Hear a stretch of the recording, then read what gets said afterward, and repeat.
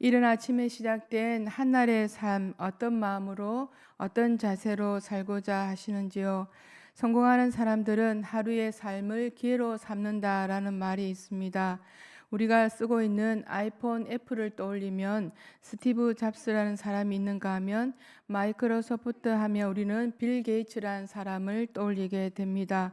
델 컴퓨터 하면 마이클 델이라는 사람이 사람과 연결이 되어지는데 이들 모두가 대학교에 들어가 중도 퇴학한 자들입니다.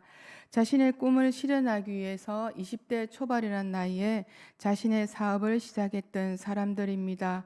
우리가 잘 아는 노예 해방을 이끈 링컨 대통령 역시 무학 출신으로 학교 문턱에도 가보지 못한 분입니다. 하지만 미국인들은 그를 역사상 가장 못 배운 대통령이 아니라 가장 훌륭한 대통령으로 기억하고 있습니다. 지금까지 말씀드린 사람들 못지않게 우리나라에도 기억될 만한 사람들이 많이 있습니다.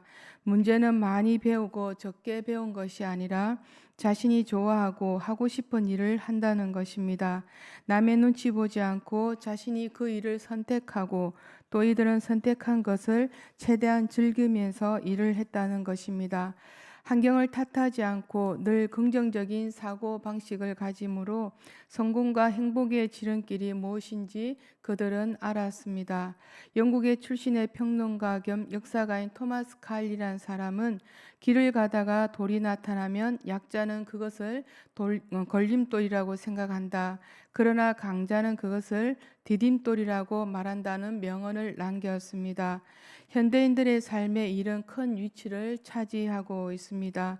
이를 통해 큰 유치와 의미가 부여되어 있는지를 보여주는 통계 자료가 한 가지 있는데 어느 기관에서 우리보다 앞선 사람들이 죽어가면서 어떤 내용의 유언을 가장 많이 남겼는지 조사를 했다고 합니다.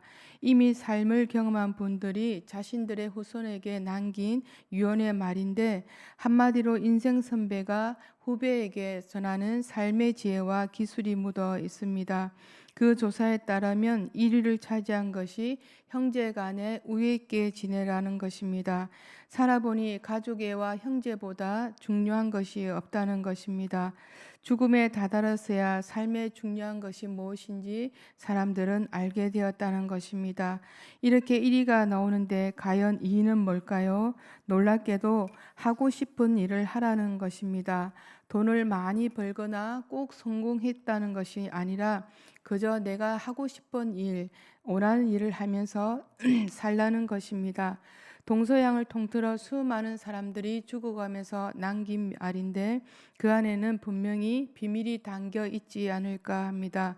일과 사랑 이 두 가지가 우리의 삶의 전부라 해도 과언은 아닐 것입니다. 왜 그런지 우리는 하루를 어떤 식으로 살아가는가에 따라 달려 있습니다. 삶이란 짧든 길든 하루에 다 담겨 있습니다. 그래서 어떤 사람은 그 사람의 삶을 보려면 그의 하루를 보면 된다는 말이 있습니다.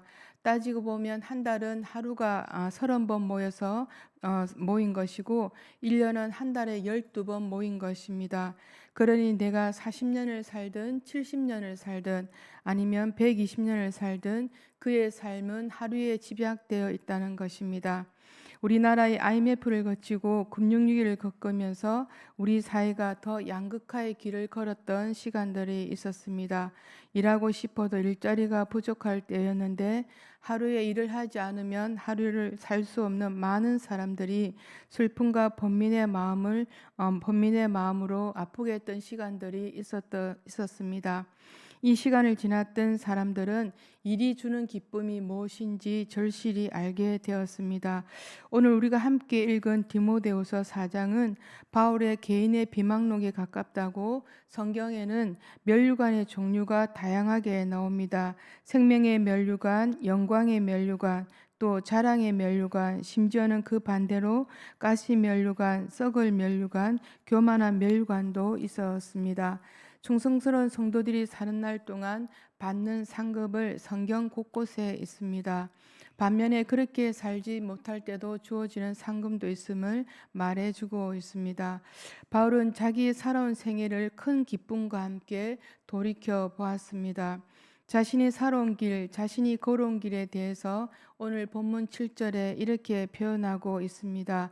우리 다 같이 본문 7절을 함께 읽어보겠습니다. 시작. 사는 삶을 싸우고 나의 달려갈 길을 마치고 믿음을 지켰으니. 아멘. 본문 7절에는 선한 싸움을 싸웠고 또 달려갈 길을 마쳤으며 믿음을 지켰다고 바울은 말합니다. 7절 말씀에 사용된 동사 세 개는 현재 완료형으로 죽음을 앞둔 바울 자신의 자평이기도 합니다. 바울의 삶 전체를 표현하는 하나의 메타포적 진술이라고 하면 이렇게까지 표현한 바울의 말에 학자들은 육상 경기와 연관된 메타포라고 생각도 합니다. 일부 다른 주장도 있는데 레슬링 경기나 또는 군사적 전투와 연관된 것이라고도 합니다. 어떤 메타포로 사용됐든 간에 바울은 싸웠다라는 표현을 사용하고 있습니다. 자신이 예수 그리스도를 전가하기 위해 모든 삶에 헌신했다는 것을 의미하고 있습니다. 우리가 함께 읽은 4장 6절에서 이미 자신의 죽음이 가까웠다고 그는 말하고 있습니다. 이미 순교할 각오가 되어 있다고 4장 6절 말씀을 통해 암시하고 있습니다. 자신의 죽음을 놓고 기쁨으로 말한 사람은 아무도 없을 것입니다. 바울은 자기가 자기의 죽음을 떠날 때라고 부릅니다. 자신이 참혹하게 피를 흘리며 죽음을 당하여야 한다는 것을 그는 이미 알고 있었던 것입니다. 그럼에도 그는 자기의 죽음을 떠날 때 석방의 때라고 말하였던 것입니다. 선한 사람에게 있어서 죽음이란 이 세상, 감옥과 같은 세상에 갇혔다가 해방하는 것과도 같을 것입니다. 새로운 죽음의 세계로, 즐거움의 세계로 향하여 떠나는 것입니다. 그의 생애가 끝나는 것이 아니라 하나의 또 다른 세계로 향하여 옮겨가는 것 뿐입니다. 그러하기에 바울은 자기의 삶의 목적이 분명했습니다. 자신이 어느 정도 부응하는 삶을 살았음을 부끄러움 없이 말할 수 있는 바울이었습니다. 오늘 바울처럼 오로지 믿음 하나 예수 그리스도만을 바라본 사람들이 있었습니다. 밥보다 예수라는 책 속에 12명의 주인공들이 나오는데 이들은 모두가 60대, 70대, 80대입니다. 그들은 밥보다 예수를 선택한 바로 예수쟁이였습니다. 그 중에 가장 나이가 많은 장수복 권사님은 90의 나이에도 20살의 교사였던 남편에게 시집 왔는데 병을 얻은 남편의 병 구안과 전도의 평생을 바칩니다. 남편이 아픈 것은 며느리 탓으로 돌리는 시대를 살면서 시대의 구박을 받으며 26살부터 예수를 믿기 시작한 것입니다. 장 권사님은 교회에 나가는 것은 종갓집 장손인 남편에 대한 반항으로 받아들여졌습니다. 이렇게 되다 보니 핍박의 강도는 이루 말할 수 없었고 예수를 못 믿게 하여 이혼하겠다는 결심을 했으나 다행히 남편이 말립니다. 그렇게 남편을 위해 기도하던 중 48년 만에 남편은 예수를 믿게 되었고 믿고 남편은 세상을 떠났지만 장 권사님은 시골 교회를 섬기며 신앙이 본이 되는 삶을 살아왔습니다. 당장 먹을 한 끼의 식량도 없었는데 개의치 않았습니다. 예수를 미쳤다고 믿냐며 손가락질하는 핍박하는 사람들에 들하고 신앙을 꿋꿋하게 지켜내었습니다. 밥보다 예수가 더 귀하였습니다. 모든 것 다 잃어도 예수만은 이룰 수 없는 이유가 그들의 삶 속에 있었던 것입니다. 우리는 보통 인생을 마라톤에 비유하기도 합니다. 이것은 인생을 42.195km를 달리는 마라톤 경주처럼 길게 봐야 한다는 것인데 마라톤이 모든 경기 중에 많은 인내와 끈기를 필요로 하기 때문입니다. 마라톤 경기 우승자는 1등으로 들어오는 사람만을 말하지 않습니다. 결승점에 들어온 모든 사람들을 두고 말해줍니다. 마라톤 정신이 어디에 있습니까? 어떤 환경과 처지에도 실망하지 않고 달려가는 것입니다. 자신의 길을 묵묵히 걸어가는 것입니다. 마라톤처럼 우리의 삶, 우리 앞에 펼쳐져 있습니다. 살든 살지 않든 내 앞에 펼쳐진 삶, 누구의 것도 아니고 바로 내가 살아내야 할 몫입니다. 힘겹다고 느껴질 때 돌아봐야 할 자리가 있다면 바로 내 안의 성숙함이 아닐까 합니다. 인생의 문제는 해결되는 것이 아니라 없어지는 것이 아니라 우리 모두가 그 시간을 지날 때 문제였던 그 시간을 통하여 인생의 성숙함을 배우고 또 찾아가게 되는 게 아닌가 합니다. 모든 문제는 내 앞길에 가로막는 큰 돌로 다가와 있습니다. 이 돌을 치기 위해 개미는 열심히 땀을 흘립니다. 그 돌을 없애기 위해 오르락내리락 하기도 합니다. 어떤 방법으로 해결할까 했지만 방법을 찾을까 했지만 없습니다. 그러나 벌레가 나비로 성숙하면 귓가의 모든 돌멩이는 문제가 안 된다는 것입니다. 바울의 경주는 세속적인 욕망을 모두 버렸습니다. 그리고 계산하지 않았습니다. 주어진 삶이기에 묵묵히 살아내는 일만 했습니다. 그렇게 참고 견디어내었던 바울의 고백은 믿음을 지켰다고 그는 말합니다.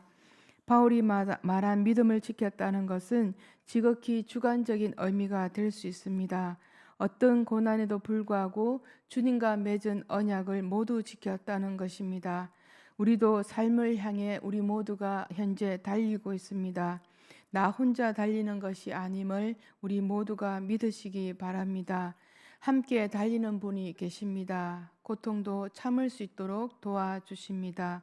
견디라고 위로해 주시는 주님의 손길, 주님의 말씀이 함께하여 주고 계십니다. 문제는 없습니다. 문제라는 생각뿐입니다. 문제는 우리의 삶을 통해 모두 지나가게 될 것입니다. 하나님 안에서 내 믿음을 조율해서 사는 자에게 주어지는 면류관이 있습니다. 바로 의의 면류관입니다. 갖가지의 면류관 중에서 바울에게 예비되었던 면류관이었습니다. 바울은 다시 한번 더 말합니다. 주님께서 재림하실 때 믿음의 경주를 마친 자신뿐만 아니라 재림을 삼하는 모든 자에게 예비되었다고 말해주고 있습니다.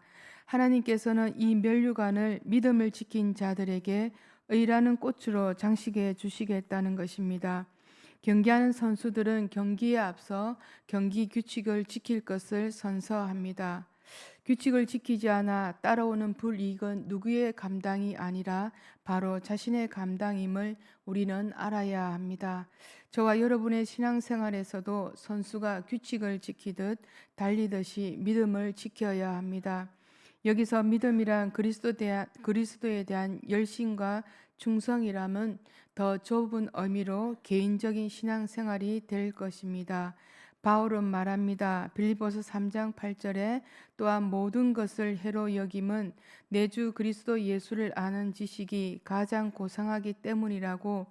바울은 자신을 잃은 자가 아니라 자신은 주를 위하여 잃을 것이 없다고 확신하였습니다. 생명의 면류관을 얻음으로 바울이 우리가 후에 받을 보상은 의의 면류관이라고 말해주고 있습니다. 그 면류관은 우리의 수고에 대한 불의하신 분이 아닌 하나님의 선물이기 때문입니다. 면류관은 사도들이나 목회자나 순교자에게만 속한 것이 아니라 주의 나타나심을 사모하는 모든 자에게 주어지는 것입니다. 무엇을 위해 달려가든 면류관은 예비되어 있습니다. 바울은 바울 자신에게 만족하였던 것은 자신에게 맡겨진 삶에 최선을 다했기 때문입니다. 자신에게 최선을 다했을 때 흘러나오는 고백을 우리 또한 우리 자신에게 들려주어야 합니다. 그러기 위해서는 멈추지 말고 주어진 삶을 우리 모두가 믿음으로 살아내어야 합니다. 믿음 생활에는 방학이 없습니다. 방학이 있어서는 결코 안 됩니다. 멈춰 있고 쉬어가는 신앙생활이 아니라 계속 앞으로 나아가야 합니다. 믿음이 있어서 사는 것이 아니라 우리가 사는 삶 속에 우리의 믿음이 나타나도록 오늘도 힘을 내어서 우리 모두의 삶을 살아내는 저와 여러분이 되시기를 예수님의 이름을 힘입어 축복드립니다. 기도드리겠습니다. 하나님 감사합니다. 이 아침에도 피곤한 육신이지만 하나님을 사모하는 마음으로 이 시간 주님 앞에 나왔습니다.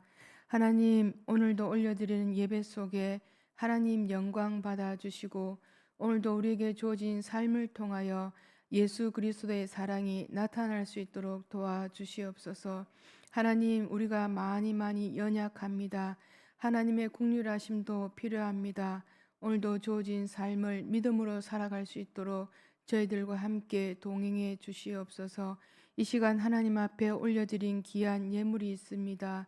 하나님, 그들의 마음 가운데 하나님을 향한 간절한 마음의 기도를 들어주시고, 하나님, 육신이 연약한 자 육신의 회복을 허락하여 주시고, 물질이 문제가 있는 자에게 풍족함을 허락하여 주시고, 믿음이 문제가 있는 자에게 반석 같은 믿음을 다하여 주시어서 하나님 앞에 귀한 믿음을 올려드릴 수 있도록 주님 축복하여 주시옵소서. 이제는 우리 주 예수 그리스도의 은혜와 하나님의 사랑과 성령의 교통하심이 오늘도 하나님과 함께 동행하는 믿음으로 이 땅 가운데 살아갈 때 조금 더 흔들림 없이 우리에게 주어진 삶을 하나님 앞에 살아드릴 수 있는 귀한 믿음을 가진 성도님들, 또 다짐하는 성도님들 삶 가운데 시간 속에 영원히 함께 하시기를 간절히 축원드리옵나이다. 아멘. 이 시간 우리 주님의 이름을 부르며 가지고 온 기도의 제목과 또 10월 20일을 위하여 우리 모두가 한 마음으로 주님 앞에 기도로 나아가겠습니다.